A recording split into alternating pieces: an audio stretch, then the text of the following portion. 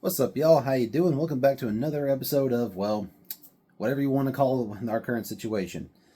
Now, guys, we all know what happened last week. We saw it in horrific detail on all the platforms. We saw it on TV, on CNN, saw it on YouTube, X, Twitter, wherever you get your news. We all saw it happen. We watched one of the most influential speakers of our time, probably one of the most influential Republican and conservative speakers of all time, meet his untimely demise at the hand of a pathetic little can't finish the rest of that sentence, otherwise I will be hit with multiple TOS violations, which is one reason why it's taken me a few days to actually do these videos. And it's been a long time since I've done a long form video. Usually they don't get views. YouTube is tanking views across the board right now as it is, especially for gun channels. But I can't put what I want to say into the proper amount of words with the proper amount of intensity in a short. No matter how hard I tried, I just couldn't do it. Because, guys, what we are seeing right now is a literal assault on our way of life. It's a literal assault on everything that we know and we love. We're seeing it online right now. I gotta stop. When I saw what was happening, I immediately wanted to do a video on it. I immediately wanted to react to it like a lot of YouTubers and GunTubers did. But I did what I always do when it comes to mass shootings or anything like that. I always want to wait a couple of days, let some facts come out, so I can give you guys accurate information and I can form an opinion based on something that is actually concrete. But it's kind of a good thing that I did that this time, because I got to see the absolute vitriol, the unconscionable reaction of people on the other side of the aisle to watching one of the most influential people of our time be murdered in what is very obviously a political assassination and an open act of political terror. Guys, remember, the official definition of terrorism is the threat or use of force, up to including murder, to either influence or alter a political outcome. That is exactly what this was. Don't kid yourself, don't let anybody tell you different. This was terrorism. And the words of some people on the left side of the aisle and some Democrats, people that support that ideology in general, it has only reinforced that. One of my favorite quotes, just when it comes to outright idiotic, gotta stop myself right there speech, has come from a fairly prominent speaker on the left. You may have heard of him. He's a podcaster known as Destiny. He actually said during a Piers Morgan interview that something along the lines of, if you wanted Charlie Kirk to be alive, then Donald Trump shouldn't be president. We all know what that means, guys. He's not hiding it. That's him basically saying what him and a lot of other people have been saying all along, which is either you vote the way we tell you to, or. And in another interview, I don't know who it was with. I was way too infuriated to look it up after I heard him say these words. He said the words. You can look this up. This is an exact quote from him. You need conservatives to be afraid of getting killed when they go to these events. And he actually had the audacity to finish that sentence with, so they can go to their leaders and tell them to turn the temperature down. He wants us on this side, gun rights people, Republicans, conservatives, whatever, people that anywhere to the right of him, wants us to go to our leaders and tell them to turn the temperature down, when they have spent the last, 15 years, more, going out every single day, saying every vile, hateful, insightful thing about us that they possibly can. I've been called a Nazi more times than I can count. It has absolutely no effect on me. Same thing when I'm called a racist. I'm called a racist every time I win an argument online. I don't even care anymore. I have been called everything in the book, including white, as a derogatory term. I have had people make death threats both to my face and online. I had a guy send me an address from one of my old apartments trying to intimidate me, saying he's going to get a bunch of dudes and come to my house. Of course, I had to remind him that you realize what I do, right? You realize that I literally teach people how to shoot people, so not the smartest thing in the world to do, but you do you, boo. But this is the world we are living in. Not only are they celebrating the death of Charlie Kirk, just like they celebrated the death of people like Aaron Daniels and David Dorn and all these other people that were murdered during the 2020 junkie riots, and no, I will never stop calling them that because that's exactly what they were. The people that were murdered during the 2020 junkie riots, all 32 plus of them, they celebrated this. When two attempts on the current president's life were made by people on the left, they cheered for it. When some pathetic little soy boy went out and gunned down a CEO in the back in cold blood on video, they made him a martyr. They're still trying to make him a hero. When armed militias went out and took over entire sections of towns, talking about the Chaz, talking about, I believe there's one in Atlanta, I'm talking about Minneapolis, I'm talking about all these times that the leftists went out and did everything that they accuse us of doing, and they're telling us to turn the temperature down.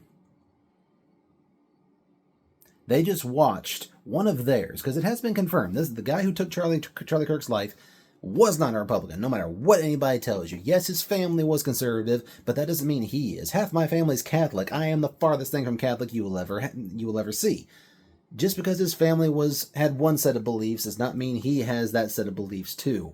In fact, I just did a video about this the other day. In fact, I think it was like a day or two before Charlie was killed.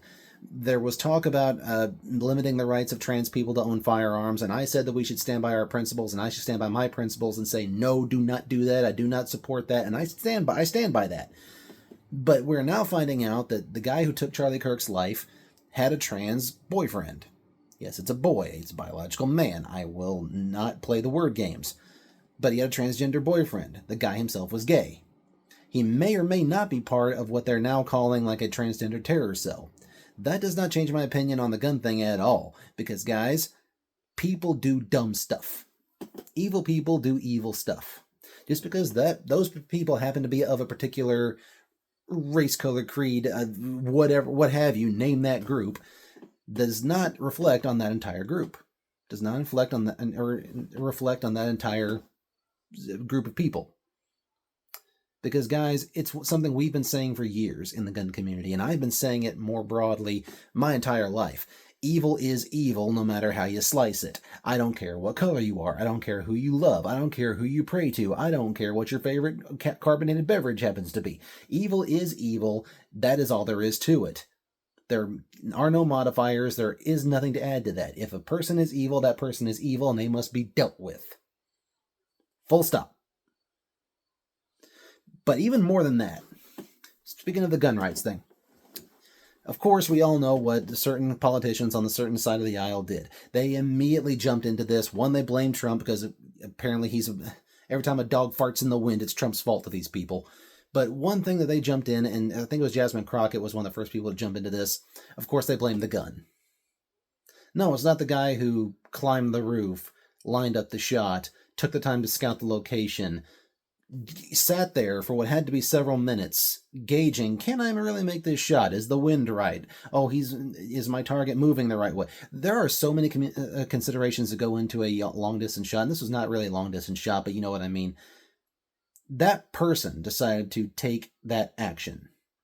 They committed that crime. They pulled that trigger. They took Charlie Kirk's life. The device that they used to do it is absolutely irrelevant. When an evil person decides to do an evil act, it does not matter if they are using a rifle, a handgun, a shotgun, a car, a machete, a baseball bat, a ball-peen hammer. It does not matter what the device or the method used is.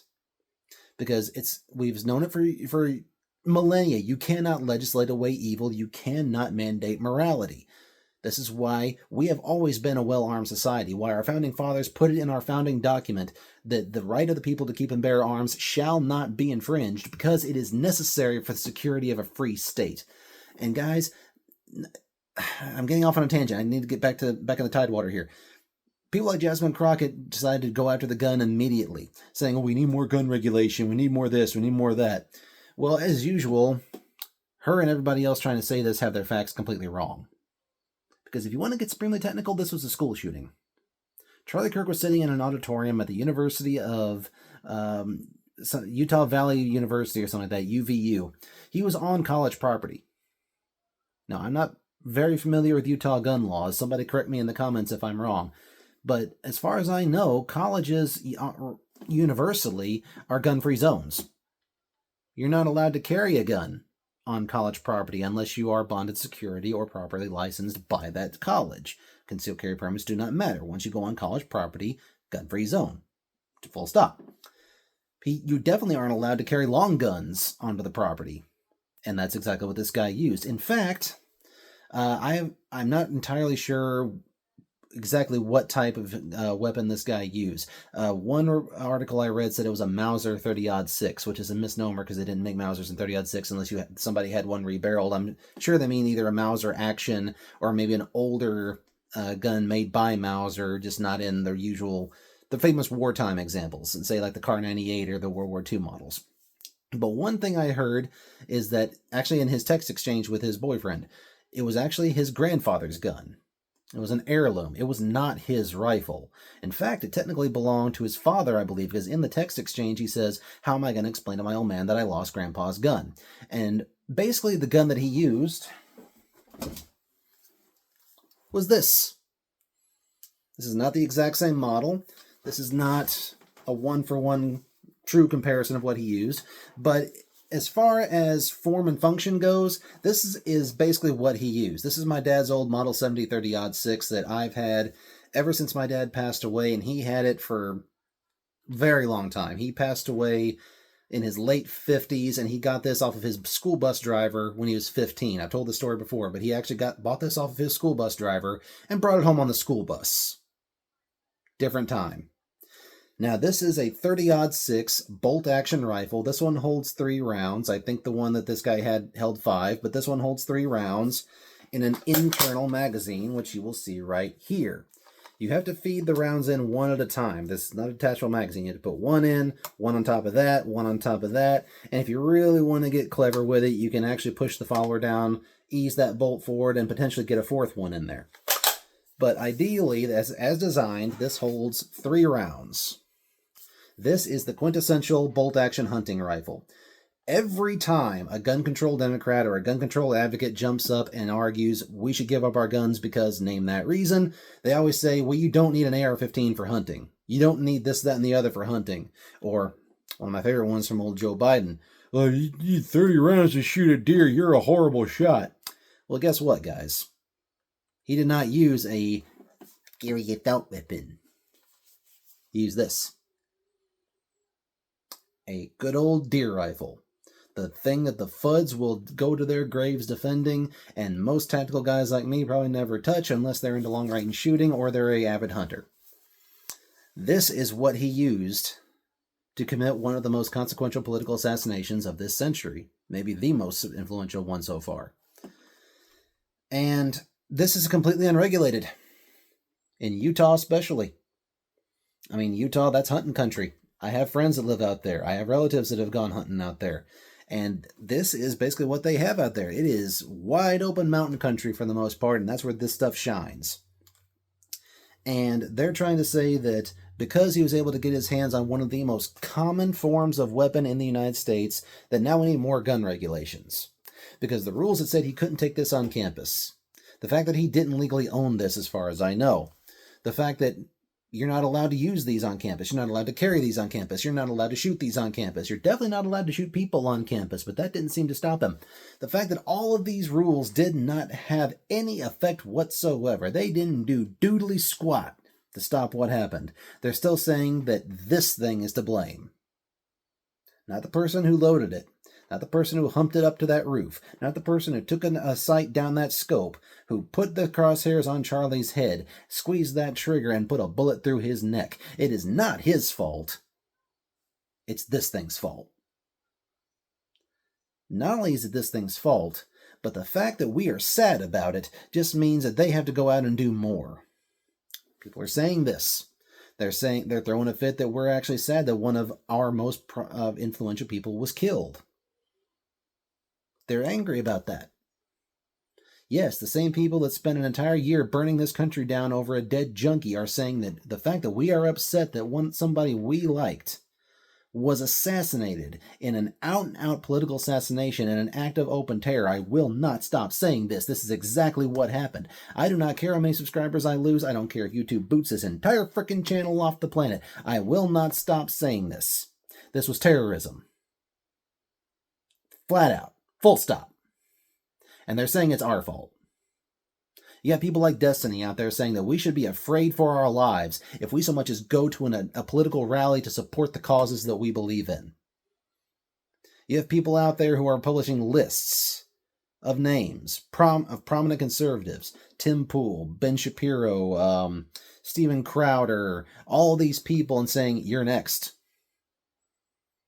There's people sending messages and making posts about watch your neck. Wonder what that's in reference to. They're making t-shirts of Charlie Kirk holding his neck with blood spurting out of his jugular vein, and they're mocking it. They're using that as a battle cry. I've seen videos, at least one guy who was horribly out of tune and should never be allowed near a guitar again, was sitting there singing this weird hippie style song about how we should be afraid, they're going to gut us, they're going to splay our entrails all over the streets, crap like that. Again, horribly out of tune, and the guy should never be allowed to touch a guitar again, but you get where I'm going. They're saying the quiet part out loud, guys. They are flat out saying, do as we say. Do only what we tell you to do. Make sure we get our way every single time or else people will die.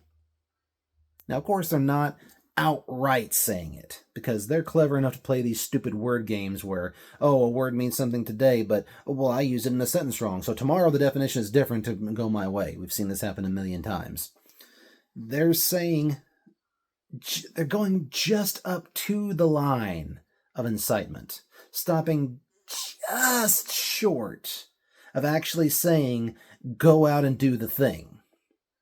What they're actually saying is, won't someone do the thing? When is somebody going to do the thing? You know, it really would be nice if somebody did the thing to that guy. I've had open threats thrown at me. I've had DMs that would make your skin crawl, and every time I've reported them, nothing happens. But I've been flagged multiple times on multiple platforms because I've tried to report things that have been posted or posted about or sent to me or, whatever. And guess what happens? Nada. Not a thing. But if I were to, perfect example, Instagram not too long ago, someone literally sent me a message telling me to kill myself. I reported it. Nada. So I told the guy to F off. That got reported. This is the bias we're up against. And this is what we've been dealing with for years. We've tried to be the nice guy. We have tried to be moderates. We have tried to open a dialogue and have an off-ramp. Well, Charlie was the off-ramp and they killed him for it. We have tried to have the conversation. They're saying no. We have tried to do things the civil way, and now they are flat out saying, influential people with millions of followers are saying that we should be afraid for our lives if we go to support things that we support because they don't support them. Well, guys, two can play at this game. Now, I'm not going to give you legal advice. I'm not going to say anything in my capacity as an instructor or as a YouTuber or as a private citizen that would imply that, you should just go out and get into trouble, because please don't do that. Absolutely do not do that. That's their job. We do not actually start the fights, but we can damn sure decide to finish them once one has been started. All I can say to the point about Destiny's little quote about events is, go armed. If you guys ever go to another political event, I know I'll never go to another rally or another speech without a handgun on me. If it's being held in a gun-free zone, then I am definitely going to carry. In fact, I'm going to carry two. Because, guys, they're openly saying it. They are to the point where political assassination is on the table. Open political violence is back on the table because they did it 5 years ago. They will do it again. They're saying we should be afraid. Show them that you're not. In fact, be like I was during the 2020 junkie riots, because I went out a few times and I actually stood guard over some properties. I helped watch over a couple of towns here in Missouri when, these idiots came out and bust in a bunch of people saying, oh, we're going to do this, that, and the other. When I went to Eminence, they said they were going to burn the courthouse and murder the sheriff and his family, kill all the deputies, whatever. We went down there, me and a couple of friends, and we got there and there were at least 500 people there. All of them armed. All of them ready to stand there and defend not even their town. I met a guy from Hannibal who drove down. For those who aren't familiar, Hannibal to Eminence is like a 4.5 hour drive. And this guy drove it with a .38 special stuck in his pants that he had bought the day before.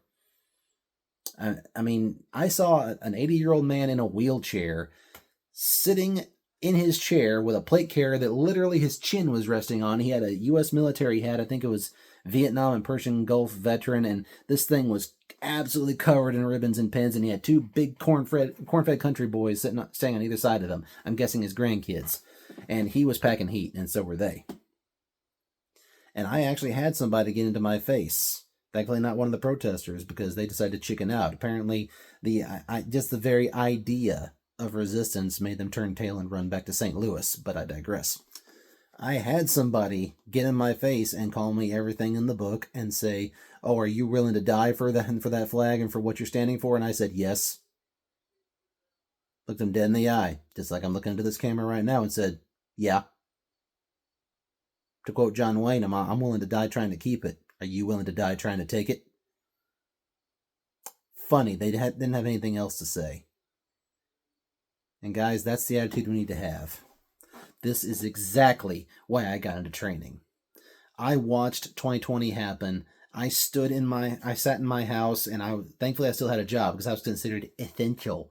But at the same time, I watched what was happening to this country, and I told myself, no, I'm not going to sit here and watch this happen and not do a thing about it. And I'm not going to let this happen again. I'm going to do everything I can to stop what I'm seeing right now from happening again. And when it does happen, I am going to do everything that is humanly possible, everything that I am able to do, physically, spiritually, and mentally, to make sure this does not happen again. And if it does, we meet it with equal force. This is why I started training people. This is why I am so adamant about the Second Amendment. This is why I tell everybody they need to get a gun, get some gear, and train with it. Train.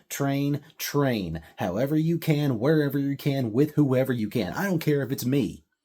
If you have the money, go to Asymmetric Solutions or Front Sight or Tactical Response, one of these big-time tactical schools, and learn all the skills that you possibly can. If you can't afford that, come to somebody like me. We will teach you. I have all kinds of classes that I'm just itching to throw into the curriculum next year. We will teach you. You need to prepare yourself. You need to get armed, get trained, and stay frosty, as I always say, because they're not hiding it anymore, guys. They killed Charlie Kirk not because he did something that was hateful, but because he was someone they hated. Because he said things that they didn't like. He presented arguments that they couldn't beat. And he did the one unforgivable thing that they cannot stand. It didn't matter that he was a Christian. It didn't matter that he was a Republican. It didn't matter that he was a conservative. The one thing that he did that infuriated these people the most, he talked to the kids. He went to the colleges. He didn't go to college. A lot of people don't know this. Charlie Kirk did not go to college. But he went to the colleges. And he talked to these young people. And I watched Charlie Kirk's videos for years. I was never what you'd call a hardcore fan, but I did see a lot of his stuff. And even though in a lot of these videos, these kids are literally screaming in his face, calling him a racist and a Nazi, all the usual buzzwords that these guys are just inundated with it on a daily basis. But there's a few times, more than a few actually, when the people that have been screaming, yelling, and insulting him just a minute before, they walked away from the conversation with a different look in their eye. Because he presented points that they'd never heard before. He gave them information they didn't want to hear or they had never been given. He made arguments that they had never heard presented before. And they walked away with a different mindset. They walked away thinking, maybe I'm wrong. Maybe I'm not the bad guy. Or maybe I'm not the good guy. Maybe he's not the bad guy. Maybe these people that I've been taught to hate my entire life aren't that bad. That scared the ever-loving shit out of the people on the left. Because college is their domain. I have heard it 1,000 times, and you can look online and find thousands of stories. People like the kid that murdered Charlie Kirk. He came from a conservative family. His parents are hardcore MAGA. His grandparents are MAGA. There's pictures of him as a young kid wearing a Trump shirt of all things. But he went off to college, and even though it's a fairly conservative college, from what I hear, it's not like horribly one way or the other, not like some. But he went off to college and was presented with this ideology, and it was drilled into his head. hate these people, hate these people. They are Nazis. They are this. They are that. You have to hate these people because we say so. And people like Charlie came along and said, you don't have to live like that. You don't have to think like that. And they murdered him for it. And remember, guys, Charlie was a moderate. He was the most middle-of-the-road guy you've ever heard. I've heard it from a million people online so far. I've heard it from Shapiro, from Tim Pool, even heard it from Brandon Herrera, of all people. Charlie Kirk was the moderate. He was the milquetoast, middle-of-the-road guy who just wanted to sit down and have a conversation.